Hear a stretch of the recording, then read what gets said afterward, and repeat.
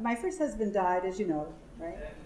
So my second husband proceeded to have a brain hemorrhage, and they said his days were numbered and he would be. So anyway, Janie ran the household, and I drove every day 35 miles, said I would never drive on the freeway. Guess what? I'm good.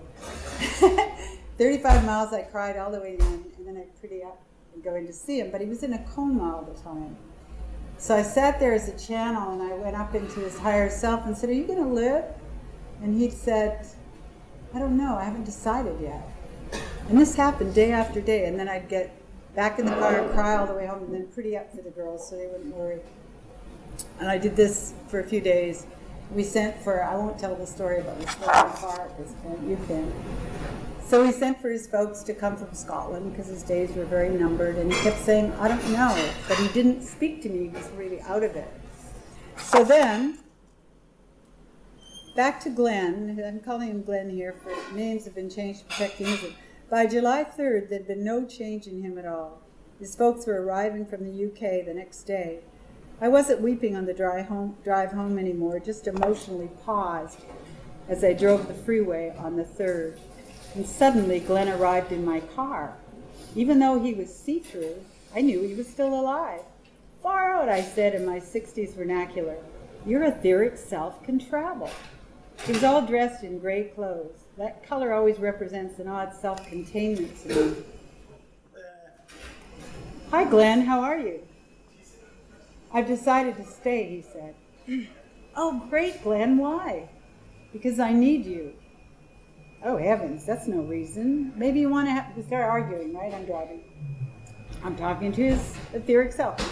"Maybe if you want to have experiences, or you want to have a life, or you love us." I remember feeling irked.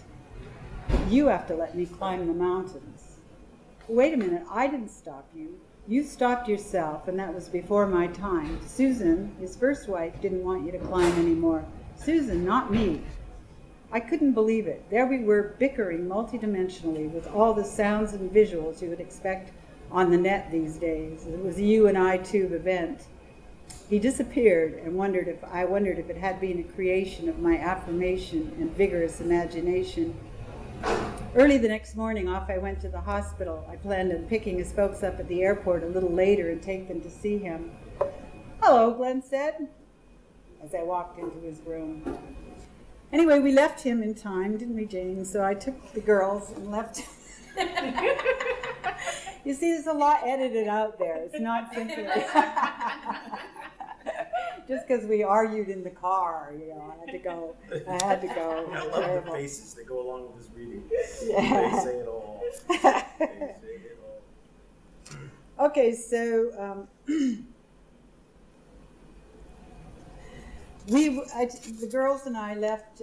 We were by the time we got to Bellevue, we were there for a while, and things were kind of hard. And I took the girls, and we moved over to the Olympic Peninsula, Squim. Do y'all know where Squim is? Are you bored? Do you want me to? No. I'm teasing.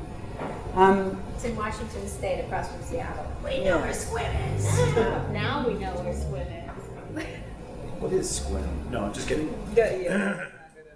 We three enjoyed the adventure of this move, though Bridget, now 4, missed her dad alive. Lucy advanced swiftly through the little college, immediately acting on stage.